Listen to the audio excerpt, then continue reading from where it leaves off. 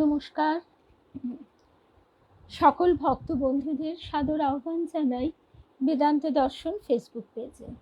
বেদান্ত দর্শন ফেসবুক পেজে আজকে আমরা প্রাচীন ভারতের সাধক প্রসঙ্গে লোকনাথ ব্রহ্মচারী, যিনি সাধারণভাবে লোকনাথ বাবা নামে সুপরিচিত এবং সকলেরই বহু বহু মানুষের পরম পূজনীয়, সকলেরই পরম পূজনীয়, কিন্তু বহু মানুষের কাছে তিনি এক বিশেষ আশ্রয় এবং ভরসা স্থল, এটাই বলতে চাইছি আর কি। কারণ তিনি ঢাকা বারোদি অঞ্চলে সেই সময় যে বিস্তৃত অঞ্চলের মানুষকে অভয় দান করেছিলেন সে কথা বলাই বাহুল্য। এবং তারপর দেশভাগ ইত্যাদি ইত্যাদি যে অদ্ভুত একটা টালমাটাল অবস্থার মধ্যে দিয়ে সাধারণ মানুষকে চলতে হয়েছিল। সময় তো থেমে থাকে না, সময়ও থেমে থাকে না। যত দুর্ঘটনাই ঘটুক না কেন, যত রকমেরই প্রাকৃতিক বিপর্যয় ঘটুক না কেন, যত রকমের রাজনৈতিক অশান্তি ডামাডোল সৃষ্টি হোক না কেন, মানুষের প্রাত্যহিক জীবন কখনোই তো থেমে থাকে না। তো সেই সময়ে লোকনাথ ব্রহ্মচারী বা লোকনাথ বাবা মানুষকে এক মহা আশ্বাসের কথা শুনিয়েছেন। রণে বনে জলে জঙ্গলে যেখানেই থাকো না কেন আমি তোমাকে রক্ষা করব। তাই দেশভাগের পর যখন বহু মানুষ কলকাতা অঞ্চলে চলে আসেন, কলকাতা এবং তার পার্শ্ববর্তী অঞ্চলে, সকলেরই সঙ্গে বুঝি লোকনাথ বাবার একখানি করে ছবি থাকত। তারা তার সম্পর্কে বিশেষ কিছু জানুন বা না জানুন, তারা এই অভয় বাণীটিকে আশ্রয় করে জীবনের লড়াইটা লড়ে গেছেন। তাই আজকে আমরা বহু বহু মানুষের মধ্যেই লোকনাথ বাবার প্রতি এক বিশেষ ভরসা দেখতে পাই। আজকে আমরা তার কথাই শুনবো, তার জীবনের কথা, তার যে সাধন জীবন, সেই সাধন জীবনের শেষে তিনি তার গুরুর আদেশে এই লোকালয়ে চলে এসেছিলেন। সে চলে আসার পর তিনি কিভাবে মানুষের আশ্রয়স্থল হয়ে ওঠেন ইত্যাদি ইত্যাদি বিভিন্ন প্রসঙ্গই আমরা শুনব। তার আগে সকল ভক্ত বন্ধুদের শুভ সন্ধ্যা জানাই। আর আমরা অনেকেই সমবেত হয়ে গেছি। লক্ষ্মী, রূপা, অনিতা, সুস্মিতা, সংযুক্তা, রূপা ভট্টাচার্য, নয়নতারা, জয়ন্তীদি, শুভ্রা, লক্ষ্মী সাহা, বিলাসপুরের দিদি, মিনুদি, টিঙ্কু, সকল ভক্ত বন্ধুদের শুভ সন্ধ্যা জানাই। শুভ সন্ধ্যা ভারতীদি। আচ্ছা, তাহলে আমরা আর দেরি না করে আজকের প্রসঙ্গ শুরু করি। কুমকুমদি, সোমা, শুভ সন্ধ্যা। লোকনাথ ব্রহ্মচারীর কথা তাহলে আমরা আজকে শুনছি। ঠাকুর মায়ের শ্রী চরণে সাষ্টাঙ্গ প্রণাম নিবেদন করে, শ্রী গুরুকে স্মরণ করে, লোকনাথ বাবার চরণে সাষ্টাঙ্গ প্রণাম নিবেদন করে আমরা শুরু করছি তার অনুধ্যান। শুভ সন্ধ্যা কেয়া। রহস্যময় উন্মাদ সন্ন্যাসী, উলঙ্গ হয়ে তিনি পথে প্রান্তরে নদীর সৈকতে ঘুরে বেড়ান। নারায়ণগঞ্জের বারুদি গ্রামে তিনি নবাগত। শুভ সন্ধ্যা চন্দনা। কিন্তু এই অঞ্চলের নিস্তরঙ্গ জনজীবনে সে যেন এক আলোড়ন এনে দিয়েছে। স্নানের ঘাটের নরনারী এই অসভ্য পাগলকে দেখলেই প্রহার করতে আসে। ঝোপঝাড়ের আড়ালে লুকিয়ে সে খলখল করে হাসতে থাকে। ঢিল ছুঁড়ে বালকের দল যখন বড্ড বেশি তাকে উত্ত্যক্ত করে, তখন সে অঞ্জলিপূর্ণ মূত্র আজলা ভরে নিজের মূত্র নিক্ষেপ করে তাদের বিতাড়িত করেন। গ্রামের মানুষ এই উন্মাদ পুরুষকে বোঝে না, আর সেও বুঝি ধরা দিতে সম্মত নয়। উদার স্বচ্ছ নীল আকাশ আর দিগন্ত প্রসারিত হরিত ক্ষেত্রের সঙ্গেই তার একান্ত মিতালি। শুভ সন্ধ্যা সিদ্ধার্থ। চন্দনা শুভ সন্ধ্যা। গ্রামের মানুষ মেঘনার কালো কালো উত্তাল ঢেউ দুরন্ত উচ্ছ্বাসে বালুকা তটে আছড়ে পড়ে, আর গ্রামের মানুষ দেখে সেই ঢেউয়ের সঙ্গে সেই পাগলের যেন বড় বেশি আলাপ, তাদের সঙ্গেই তার নিবিড় পরিচয়। পথের প্রান্তরে নদী তীরে কেন সে উলঙ্গ হয়ে ঘুরে বেড়ায় সে কে বলবে। জনসমাজে তার পরিচয় লগ্নটি কিন্তু শীঘ্রই উপস্থিত হয়। বারতি গ্রামের কয়েকটি সম্ভ্রান্ত ব্রাহ্মণ এক জায়গায় বসে সেদিন যজ্ঞোপবীত মানে পৈতে সাধারণভাবে যাকে বলে শুভ সন্ধ্যা চিনুদি তৈরি করছেন। সূত্রগুলি হঠাৎ এক জটিল বন্ধনে জড়িয়ে গেল। যারাই জানেন তারা মানে যারা দেখেছেন তারাই জানবেন যে উপবীত তাতে 9টি সূত্র থাকে। এবার সেই 9টি সূত্রকে মন্ত্রোচ্চারণের সঙ্গে সঙ্গে সঠিক নিয়মে পাক দিতে হয়। এখন তো রেডিমেড কিনতে পাওয়া যায়, কিন্তু না হলে যখন এই উপবীত তৈরি করা হয় তখন এটি একটি আয়াসসাধ্য কাজও বটে। ঠিক সেই একই সমস্যা এখানেও হয়েছে। যজ্ঞোপবীত তৈরি করতে গিয়ে সূত্রগুলি এমন জটিল বন্ধনে জড়িয়ে পাকিয়ে একাকার হয়ে গেল যে বহু চেষ্টায়ও তা আর কোনো মতেই খোলা গেল না। এমন সময় সেই উন্মাদ সন্ন্যাসী সেখানে এসে উপস্থিত। শুভ সন্ধ্যা স্বপ্নাদি। আচার বিচারহীন যত্রতত্র বিচরণকারী পাগলকে এগিয়ে আসতে দেখে ব্রাহ্মণেরা তো শঙ্কিত হয়ে উঠলেন। তার প্রকৃত পরিচয় তো কেউই জানে না।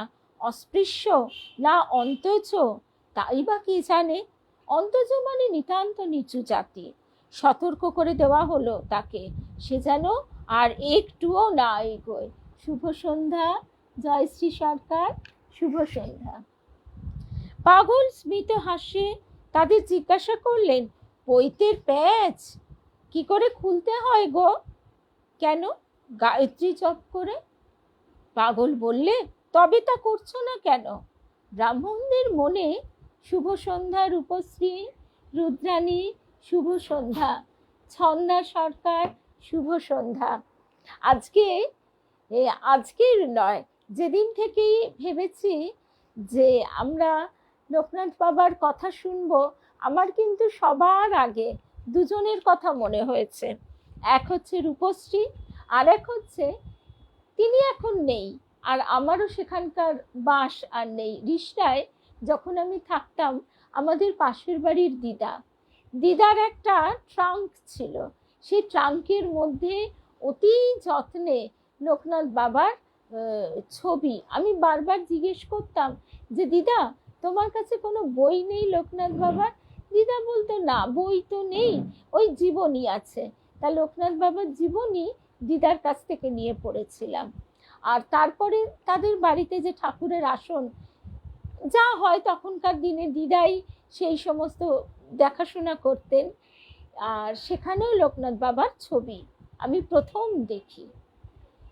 আর ওই দিদার ট্রাঙ্কের ভেতরেও একখানি বড় ছবি খুব সুন্দর করে মোড়ানো ছিল। তার আগে কিন্তু আমার লোকনাথ বাবার সঙ্গে পরিচয় হয়নি, না আমার মামার বাড়িতে না আমার বাবার বাড়িতে। তারপরেও আমি বহু বাড়িতে এতে সাধারণভাবে পূর্ববঙ্গের মানুষদের সঙ্গেই লোকনাথ বাবার এক নিবিড় আত্মিক সম্পর্ক। কারণ ওই যে প্রথমেই রূপশ্রী তখনও আসেনি, এই দেশভাগ ইত্যাদি, এই যে একটা চূড়ান্ত বিপর্যয় মানুষের জীবনে ঘটে গিয়েছিল, দৈনন্দিন জীবনযাপন তো থেমে থাকে না। লোকনাথ বাবার যে বিরাট ভরসা, আশ্বাসবাণী, রণে বনে জলে জঙ্গলে তুমি আমাকে স্মরণ করলেই আমি তোমাকে রক্ষা করব, এইটিকে ভরসা করে বুকে বেঁধে সেই সময়ের মানুষ, কত মানুষ যে জীবন যুদ্ধে ঝাঁপিয়ে পড়তে বাধ্য হয়েছিল সে কথা বলাই বাহুল্য। এখন আমরা সেই জায়গায় আসিনি, তবে সম্ভবত তিনি 350 বছর জীবিত ছিলেন। এবং তিনি জ্ঞানগঞ্জের সাধক ছিলেন। সাধু নাগ মহাশয়ের সঙ্গে একবার তার একটু মানে তিনি একটু মানে লোকনাথ বাবা একটু নিজেকে রূঢ়তার আড়ালে, কর্কশতার আড়ালে ঢেকে রাখতেন। তো সাধু নাগ মহাশয়ের সঙ্গে তার একবার খুব একটু ব্যথা দেওয়ার মতনই অবস্থা হয়েছিল। সে ঘটনাও আজকে আমরা শুনবো। এর আগে যখন আমরা সাধু নাগ মহাশয়ের কথা শুনেছিলাম তার অনুধ্যান, তখনও এই প্রসঙ্গ এসেছিল। তো যাই হোক, যখন পরপর প্রসঙ্গ ক্রমে আসবে তখনই শুনবো। তা আমরা রূপশ্রীর বাড়িতে ঠাকুর মায়ের বিরাট আসন, ছবি, এবং রূপশ্রীর বাপের বাড়ি, শ্বশুর বাড়ি, সবাই ওরা ঠাকুরের আশ্রিত। সেসব ঘটনা তো ওর কাছেই শুনেছি, কিন্তু ওর বাড়িতেও আমি দেখেছিলাম লোকনাথ বাবার একখানি ছবি খুব সুন্দর করে রাখা। অনুপমদের বাড়ি গেছিলাম, সেখানেও দেখেছিলাম। তারপরে আরো বোধহয় কেয়ার বাড়িতেও দেখেছিলাম, ঠিক এখন আমার মনে পড়ছে না। শ্রাবণ, এই তো শ্রাবণ, শুভ সন্ধ্যা, রুম্পা, ছন্দা, শুভ সন্ধ্যা। সেদিন শ্রাবণের দেওয়া বই থেকেই আমরা খোকা মহারাজের কথা শুনছিলাম। আর তোমার কথা তখন তো তুমি বোধহয় বেনারসে। আর লোকনাথ বাবার কথা আমি এই ভারতের সাধক শঙ্করনাথ রায়ের লেখা, এখানেই আমার যতটুকু পড়া। তো যাই হোক, রূপশ্রীর কথা, তাই রূপশ্রীকে দেখে বললাম শুভ সন্ধ্যা, প্রসেনজিৎ, পাল, রুমাদি, শুভ সন্ধ্যা। তাহলে আর দেরি না করে আমরা আবার আমাদের প্রসঙ্গে ফিরে আসি। আচ্ছা, তো ব্রাহ্মণদের মনে সঙ্গে সঙ্গে চিন্তা খেলে গেল যে এ কি তাহলে সত্যি পাগল, না পাগলের ছদ্মবেশে কোনো মহাপুরুষ? পাগলের ভেতর কোন বস্তু লুকিয়ে আছে কে জানে। কৌতূহলী হয়ে একজন তাকে অনুরোধ জানালেন, বেশ তো, তুমিই খুলে দাও না কেন। যজ্ঞ উপবীতের উপর হাত রেখে সেই পাগল গায়ত্রী মন্ত্র জপ করলো। তারপর জপ শেষে একটি করতালি দিয়ে সুতার দুই প্রান্ত ধরে সজোরে এক টান দিতে সকলকে বিস্মিত করে জটিল গ্রন্থিগুলো এক নিমেষে খুলে গেল। ঘটনাটি অতি ক্ষুদ্র। জয় রামকৃষ্ণ। শুভ সন্ধ্যা শুভ্রাদি, রূপশ্রী। আচ্ছা, ঘটনাটি অতি ক্ষুদ্র, কিন্তু এর মধ্যে দিয়ে এই রহস্যময় মানুষটির আবরণ সেদিন কিছুটা যেন উন্মোচিত হয়। এক শক্তিশালী প্রচ্ছন্ন সাধক রূপে গ্রামের জনগণ এরপর তাকে মান্যতা দিতে থাকে। আত্মপরিচয় উদ্ঘাটনে সেদিনের ওই ঘটনাটি যেন তার অলৌকিক শক্তির এক ক্ষীণতম আলোকপাত। কিন্তু এরই ধারাপথ বেয়ে পরবর্তীকালে এক শক্তিধর মহাপুরুষের আত্মপ্রকাশ ঘটতে দেখা যায়। শুভ সন্ধ্যা।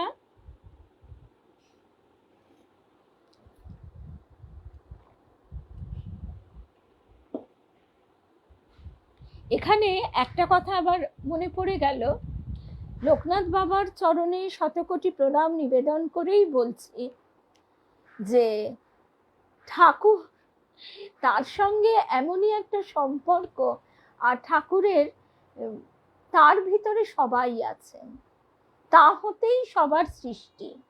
এই ভাবটা মনের মধ্যে আমাদের গুরুদেব এমন দৃঢ়ভাবে এঁকে দিয়েছেন যে একে ইষ্টনিষ্ঠা বলেই বলতে হয়। যে ঠাকুর আবার সেইটি বুঝিয়ে দিচ্ছেন যে সংসারে সকলকে তুমি শ্রদ্ধা ভক্তি করবে, ভালোবাসবে, জল দেবে, আসন দেবে। ঠাকুর বলছেন কিন্তু স্বামীর সঙ্গে তোমার এক বিশেষ সম্পর্ক। এই হচ্ছে ইষ্টের সঙ্গে বিশেষ সম্পর্ক। ঠাকুরের মুখের পানে চাইলে জগৎ ভুল হয়ে যায়। তো সেই জন্য সমস্ত সাধক সাধিকার শ্রীচরণে সাষ্টাঙ্গ প্রণাম নিবেদন করেও বলতে হয় যে জয় রামকৃষ্ণ, আর কিছু না। আচ্ছা, তারপরে আবার যে প্রসঙ্গে ছিলাম সেই প্রসঙ্গে ফিরে আসি। এক শক্তিশালী প্রচ্ছন্ন সাধক রূপে গ্রামের জনগণ তাকে এরপর দেখতে শেখে। আত্মপরিচয় উদ্ঘাটনে সেদিনের ওই ঘটনাটি যেন তার অলৌকিক শক্তির এক ক্ষীণতম আলোকপাত। এরই ধারাপথ বেয়ে পরবর্তীকালে এক শক্তিধর মহাপুরুষের প্রকাশ ঘটতে দেখা যায়। জনসমাজে ইনি মহাযোগী লোকনাথ ব্রহ্মচারী নামে পরিচিত হন বা লোকনাথ বাবা। পরবর্তীকালে সমগ্র বাংলার অন্তর্লোকে ধীরে ধীরে ধীরে এই শক্তিধর মহাত্মার করুণাঘন লীলা রূপায়িত হয়ে ওঠে। অলৌকিক যোগ বিভূতির নানা ঐশ্বর্য এই বিরাট মহাপুরুষকে কেন্দ্র করে উৎসারিত হয়। ধনী নির্ধন জাতি বর্ণ নির্বিশেষে তিনি বহু নরনারীর আশ্রয়দাতা রূপে পরিচিত হন। সর্বজন বন্দনীয় সিদ্ধ সাধক বারদীর ব্রহ্মচারী রূপে দেশ দেশান্তরে কীর্তিত হয়ে ওঠেন। হিমালয় শিখরের দুশ্চর তপস্যা ও দিক বিদিকের পরিক্রমা তখন শেষ হয়েছে। এবার শুরু হয় এক ঐশ নির্দিষ্ট কল্যাণ ব্রতের পালা। ব্রহ্মচারী লোকনাথ তাই বুঝি পূর্ব বাংলার সমতল ভূমিটিতে অবতরণ করলেন। এই সময়ে তার বয়স হবে প্রায় 150 বছর।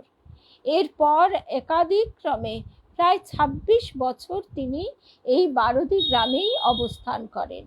ত্রিতাপ ক্লিষ্ট অসহায় নরনারী দলে দলে তার চরণাশ্রয় লাভে ধন্য হয়।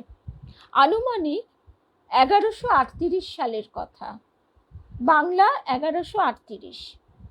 24 পরগনার বারাসত মহকুমার অন্তর্গত চাকলা সেই সময়কার এক বর্ধিষ্ণু এবং বিখ্যাত গ্রাম। এই গ্রামের রামকানাই ঘোষাল সেই সময় এক ধর্মপরায়ণ ব্রাহ্মণ রূপে প্রসিদ্ধি অর্জন করেন।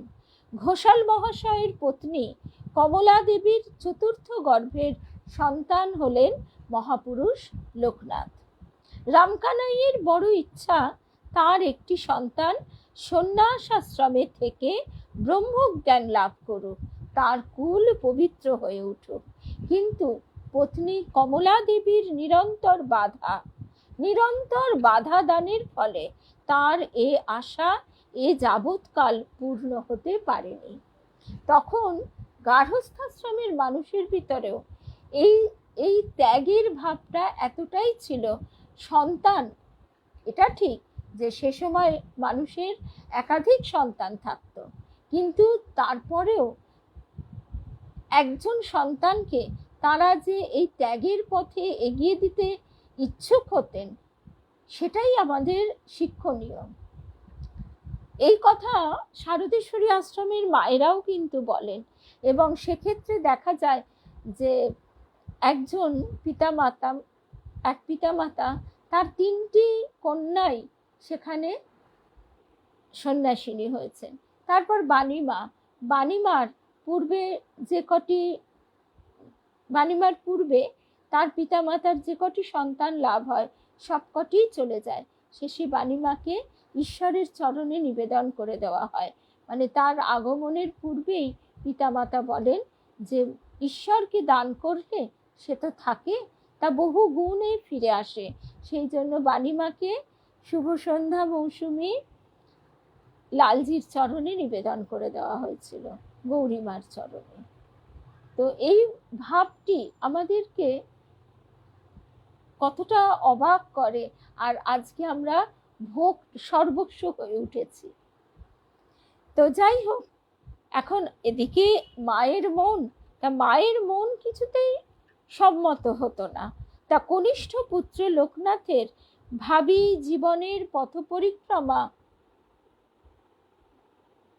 রুম্পা বলছে চাকলাতে লোকনাথ বাবার মন্দির দেখেছে, আমিও ছবিতে দেখেছি, কিন্তু যাওয়ার সৌভাগ্য হয়নি গো। শুভ সন্ধ্যা মৌসুমী। আচ্ছা, তারপরে যে কথায় ছিলাম, কনিষ্ঠ পুত্র লোকনাথের ভাবী জীবনের পথ পরিক্রমা এই রূপে তার জন্মের সঙ্গে সঙ্গেই সেদিন চিহ্নিত হয়ে গিয়েছিল। কিভাবে না, তার জন্মের অবিলম্বে মায়ের সম্মতি মিলল। এতদিন অবধি মা কমলা দেবী কিছুতেই তার কোনো সন্তানকে ছাড়তে চাইতেন না। রুমাদি বলছে আমরাও গেছি। হ্যাঁ গো, চাকলা ধামে অনেক সময়ই আমরা দেখি, কিন্তু আমার চাওয়া হয়নি। আচ্ছা, পুত্র বড় হচ্ছে, প্রাথমিক শিক্ষার কি হবে?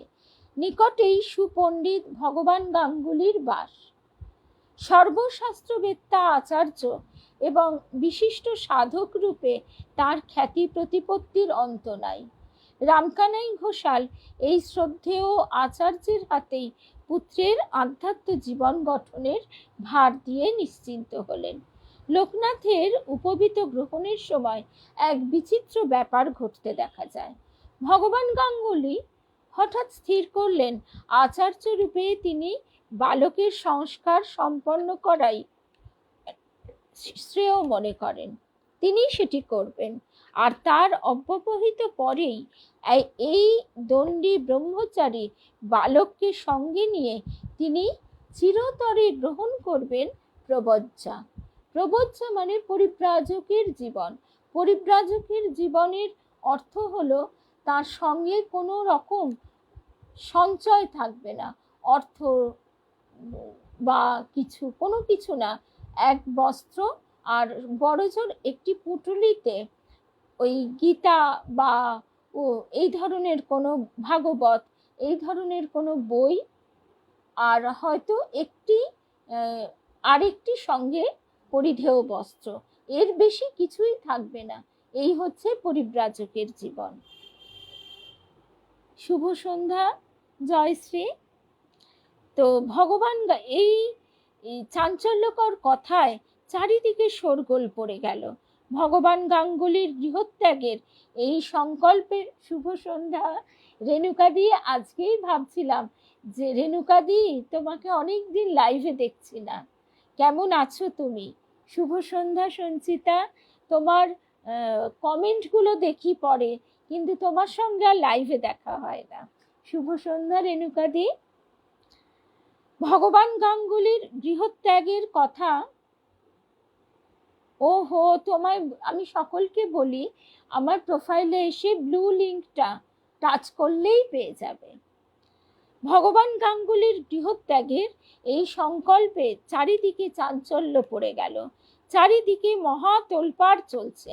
এই সময়ে লোকনাথের বাল্য সখা বেনিমা, হ্যাঁ, স্বামীজিও প্রব্রজ্জা নিয়েছিলেন, গৌরীমা, এদের শুধু স্বামীজি কেন, ঠাকুরের বহু সব পার্ষদরাই এক প্রকার এই প্রব্রজ্জা জীবন যাপন করেছেন।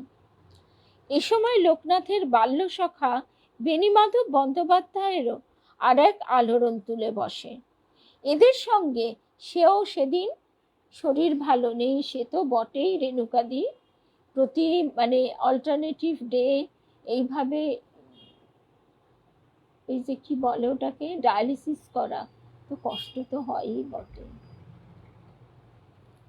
এই সময়ে লোকনাথের বাল্য সখা বেণীমাধব বন্দ্যোপাধ্যায়ও আর এক আলোড়ন তুলে বসেন। এদের সঙ্গে সেও গৃহত্যাগ করতে চায়। বহু চেষ্টাতেও বালককে কিছুতেই নিরস্ত করা সম্ভব হলো না।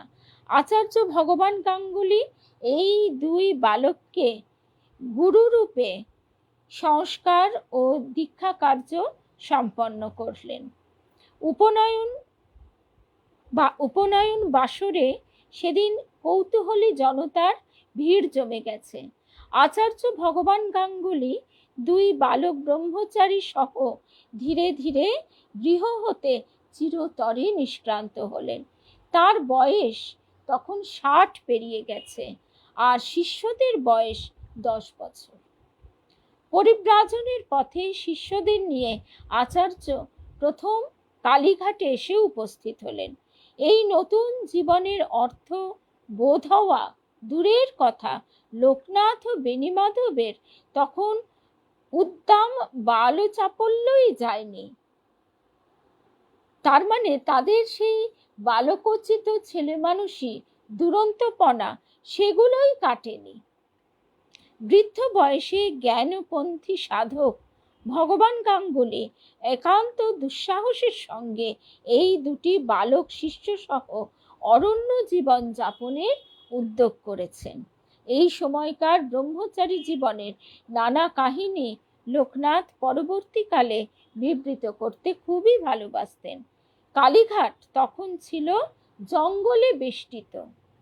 জটাজুটোধারী সন্ন্যাসীরা দূর দূরান্ত হতে এই মহাজাগ্রত শক্তিপীঠে এসে জপ করতেন, জড়ো হতেন। সদা চঞ্চল লোকনাথ ও বেণীমাধব তাদের বড় উত্ত্যক্ত করতেন, আর সেই উত্ত্যক্ত করে খুব মজাও পেতেন। এই কালীঘাটে আমাদের শ্রী শ্রী মা কালী রূপে বিরাজ করছেন। এই কথাগুলি যখন আমরা শুনি বা পড়ি তখন কিরকম একটা অদ্ভুত মনে হয় যে ঠাকুর মায়ের এত কৃপা, এত করুণা, যে আমাদের তিনি এইভাবে তাদের দিকে আকর্ষণ করে রেখেছেন। ঠাকুরের সময় ঠাকুর বলছেন, ঠাকুরের সময় কালীঘাটেও তখন মানুষজন মানে তীর্থযাত্রী ছাড়া এমনি লোক সমাগম তো অতটা হতো না। কাছেই কেওড়াতলা শ্মশান, আর ওই রাসবিহারীর মোড় অবধি এসে রাস্তা শেষ হয়ে গেছে। মায়ের সময় মানে 1920 সালের পরেও 1920 সালে মা প্রকটলীলা সমাপন করেন। তার কিছুদিন পরে আমার হাজব্যান্ডের ঠাকুরদাদা যখন দেশপ্রিয় পার্কে চলে আসেন, সেই সময় ওই রাসবিহারীর মোড় পর্যন্ত বাস আসতো, তারপরে পায়ে হেঁটে দেশপ্রিয় পার্ক অবধি আসতে হতো। সেখানে আর কোনো গাড়ি ঘোড়া ছিল না। আর দেশপ্রিয় পার্কে শিয়ালের বাসা ছিল। তো মানে এটা হচ্ছে 1930 সাল 25 সাল এরকম সময়কার কথা, 1925-30 সাল। তাহলে লোকনাথ বাবার যে ঘটনা আমরা শুনছি, সেই সময়ে এটা অনুমান করাই যায় যে তখন কালীঘাট কতখানি জঙ্গলে একেবারে আকীর্ণ, পুরো জঙ্গল পরিবেষ্টিত একটি জায়গা। সেখানে ডাকাতরা বা কোনো যোগী, সেটি এক মানে দ্বিমত আছে যে কোনো সাধু মহাপুরুষ নাকি ডাকাতরা কারা এই মাকে প্রতিষ্ঠা করেছিল। তো সেটা পরের কথা। ঠাকুর দেখছেন মা দূরে শাড়ি পরে প্রজাপতি ধরে বেড়াচ্ছেন। শ্রী শ্রী মা তার কাছে বাবুরাম মহারাজ এক ব্রহ্মচারী সন্তানকে পাঠাচ্ছেন। শরৎ মহারাজের কাছে তিনি এসেছেন, তো বাবুরাম মহারাজ পাঠিয়েছেন, বলেছেন কালীঘাটে মাকে দর্শন করে এসো। শরৎ মহারাজ বলছেন যাবে ক্ষণ, আগে জ্যান্ত কালীকে দেখে যাও। তো তখন বাবুরাম মহারাজকে তিনি আবার জিজ্ঞাসা করছেন যে তাহলে কি করব।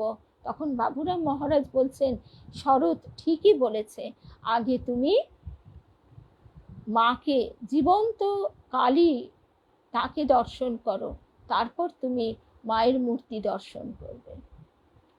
তো সেইখানে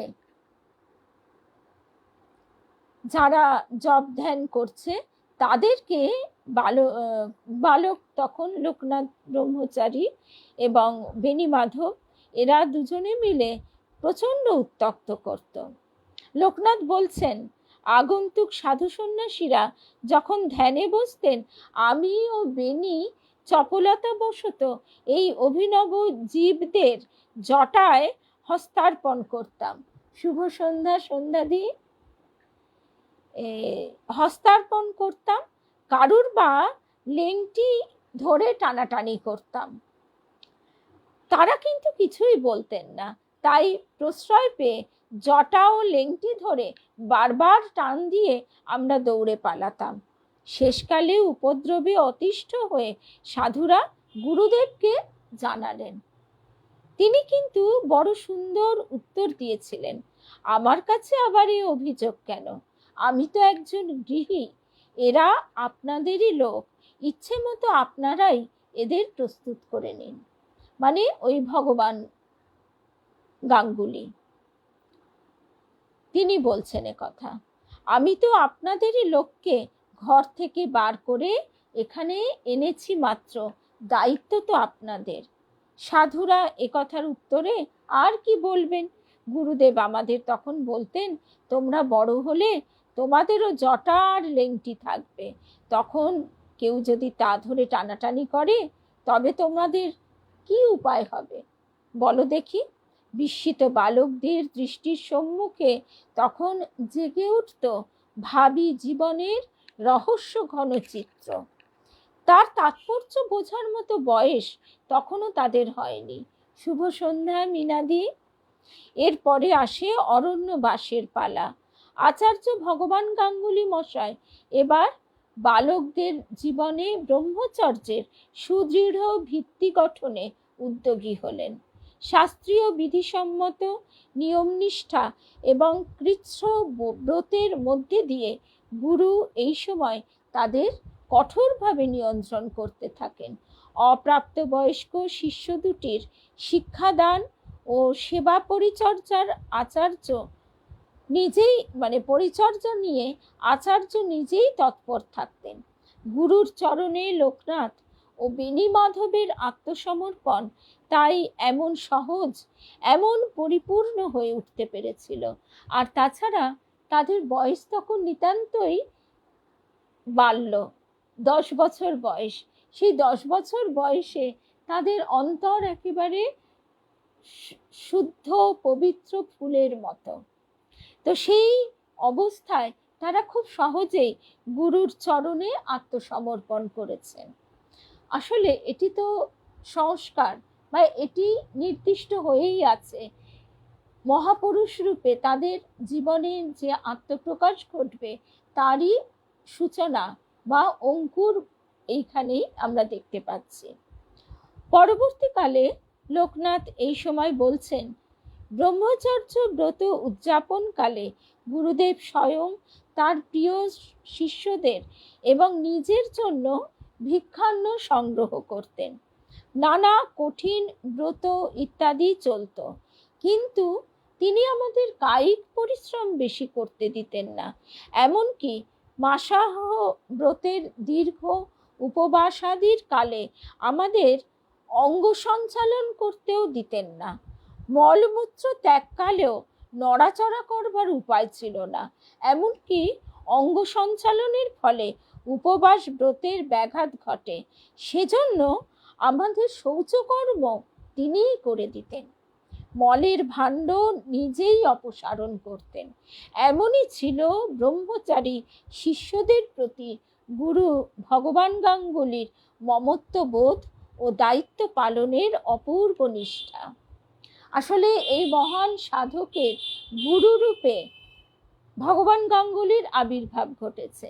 তাই গুরুর যে শিষ্যের প্রতি মমতা বা সর্বোপরি সেবা, গুরুই কিন্তু শিষ্যের সেবা করে। শিষ্য আর কতটুকু করতে পারে? গুরু কিভাবে সেবা করে? সর্বতোভাবে। গুরু শিষ্যের মনের মালিন্য নিজে হাতে অপসারণ করে দেন। নিজে হাতে শিষ্যের যত দোষ পাপ স্খলন করে দেন। এইভাবে তো গুরুই শিষ্যের সেবা করেন। তো অরণ্যবাস ও কঠোর ব্রহ্মচর্যের মধ্যে দিয়ে প্রায় 20-25 বছর অতিবাহিত হলো। শিষ্যদ্বয় এখন পূর্ণ যুবক। বৃদ্ধ গুরুর এই পরিশ্রম কিন্তু শিষ্য লোকনাথের একেবারেই সহ্য হতো না।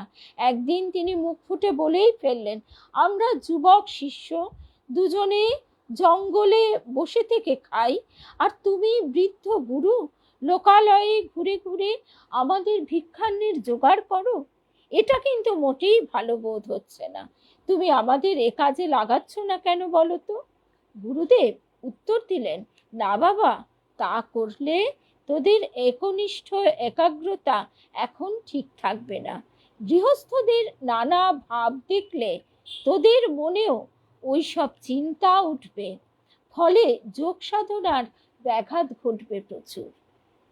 হিমালয় অঞ্চলে দীর্ঘকাল সাধনা করার পর লোকনাথ ও তার সঙ্গীদের সঙ্গে এক মহাযোগীর সাক্ষাৎ হয়। এর নাম হিতলাল মিশ্র। অতি বৃদ্ধ ভগবান গাঙ্গুলি এই মহাসাধকের হাতেই লোকনাথ ও বেণীমাধবকে অর্পণ করে যান। লোকান্তর প্রাপ্তির পূর্বে শাস্ত্র নয়নে আচার্য যোগীবরকে বলেছিলেন, বাবা, এরপর থেকে আমার এই বালক দুটির ভার তোমার উপর ন্যস্ত হলো। বলা বাহুল্য, আচার্য ভগবান গাঙ্গুলির এই বালক দুটির বয়স তখন প্রায় 90 বছর। যোগী হিতলালের আশ্রয় ও সাধনোপদেশ গ্রহণ করে এরা অপূর্ব যোগ সামর্থ্য অর্জন করেন। তারপর দীর্ঘ সাধনার মধ্যে দিয়ে লোকনাথ প্রতিষ্ঠিত হন ব্রহ্মবিদ মহাপুরুষ রূপে।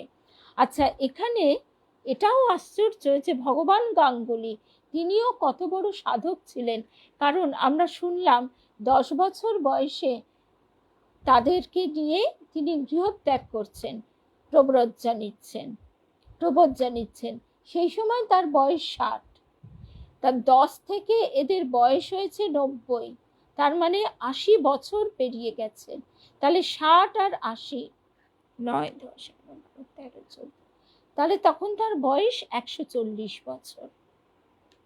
যোগী হিতলালের আশ্রয় ও সাধনোপদেশ গ্রহণ করে এরপরই লোকনাথ প্রতিষ্ঠিত হন ব্রহ্মবিদ মহাপুরুষ রূপে। তার আধ্যাত্ম জীবনের এই নিগূঢ় কাহিনী আজ আর জনমানুষের সম্মুখে উদ্ঘাটিত হবার উপায় নেই। পরবর্তীকালে নানা কথার প্রসঙ্গে তিনি যৎসামান্য ইঙ্গিত মাত্র দিতেন।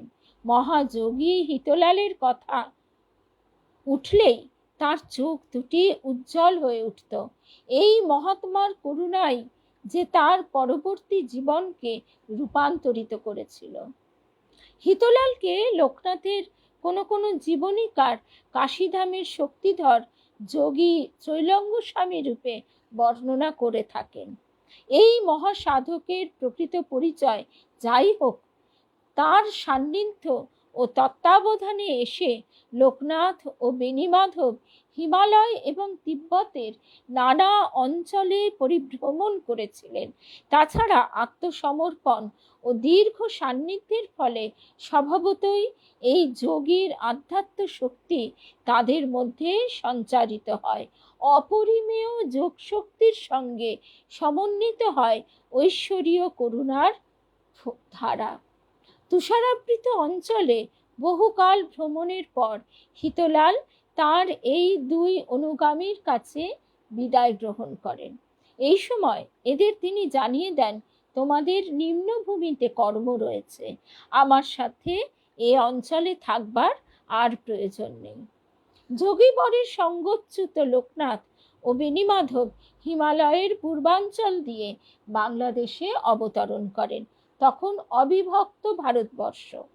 পরে তখন আসাম, বাংলাদেশ, তখন তার পশ্চিমবঙ্গ বলে কিছু নেই, তারপর এই ঝাড়খণ্ড, বিহারের কিছু অংশ, উড়িষ্যার কিছু অংশ, এই সমগ্র অংশই তখন বার্মার কিছু অংশ, পুরো জায়গাটাই কিন্তু বাংলা নামে অভিহিত হতো।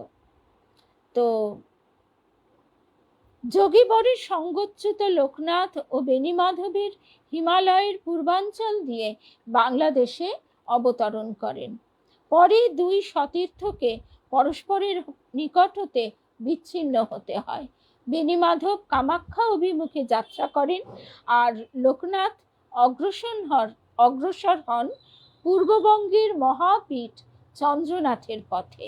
তুষারে আবৃত পর্বত শিখরে দীর্ঘকাল পরিক্রমার ফলে তার দেহের ত্বকে তখন এক অদ্ভুত ধরনের শুভ্র আবরণ পড়ে গেছে। পূর্বাঞ্চলের বনাকীর্ণ পাহাড় পর্বতে কিছুকাল বাস করার পর মেঘনার কাছে বারদিতে তিনি পদার্পণ করেন। বারদিতে তার আগমন বড় বিচিত্র। পূর্ব পরিকল্পিত ঐশী ব্যবস্থা যেন এই জন্য পূর্ব হতেই ঠিক হয়ে রয়েছে। উলঙ্গ সন্ন্যাসী লোকনাথ নানা স্থানে বিচরণ করে সেদিন ত্রিপুরার দাউকান্দি গ্রামে এসেছেন। এক বটবৃক্ষ তলে তিনি নীরবে ধ্যানাবিষ্ট। এই সময়ে ভেঙ্গু কর্মকার নামে এক ব্যক্তি তার চরণ ধরে কেঁদে পড়ে। ফৌজদারি মামলায় আসামি হয়ে সে বড় বিপন্ন। লোকনাথের কৃপায় অচিরে সে বিপন্মুক্ত হয়। তারপরেই সন্ন্যাসীর পা দুটি জড়িয়ে ধরে বারোদিতে তার বাস, সেখানেই সে বাবাকে নিয়ে যেতে চায়। দয়ার্দ্র লোকনাথ বারোদিতে এসে তারই গৃহে বাস করতে লাগলেন। কয়েক বছরের মধ্যে আত্মগোপনের পালাটি শেষ হয়। দেখা দেয় মহাপুরুষ লোকনাথের প্রকাশের পরম লগ্ন। তার অলৌকিক যোগ বিভূতির কাহিনী ধীরে ধীরে জনসমাজে প্রচারিত হয়। আজকে এই অবধি শুনলাম। এরপরে আগামী সপ্তাহে আমরা শুনব এরপরে কিভাবে তার যোগ বিভূতির খ্যাতি ছড়িয়ে পড়ে এবং কি ধরনের যোগ বিভূতি তিনি দেখাতে থাকেন। আসলে যোগ বিভূতি তারা দেখান দয়ার্দ্র হয়ে। আমরা এই যে সাধকদের জীবন কাহিনী অনুধ্যান করছি, এখানে আমরা দেখতে পাচ্ছি যে বেশিরভাগ ক্ষেত্রেই তাদের ভিতর এই যোগ বিভূতির প্রকাশ। আমরা অনেক সময় একটু সংশয়ে পড়ে যাই, দ্বিধায় পড়ে যাই, তাহলে ঠাকুর যে বলেছেন সিদ্ধাই সুকরি বিষ্ঠা স্বরূপ, আসলে এই সাধকরা এদের কাছে যখন সাধারণ মানুষ কাতর হয়ে গিয়ে পড়ে, তখন তারা তাদের নাম যশের জন্য নয়, তাদের সেবা করা বা তাদের করুণায় দয়ার্দ্র চিত্তে এই যোগ বিভূতির প্রকাশ ঘটিয়ে থাকেন। তো আজকে এই অবধি শুনলাম, তাহলে আবার আমাদের দেখা হবে আগামীকাল। আগামীকাল আমাদের মায়ের অনুধ্যান, মায়ের কথা, তারপর দুর্গা মায়ের কথা। জয় রামকৃষ্ণ, জয় রামকৃষ্ণ।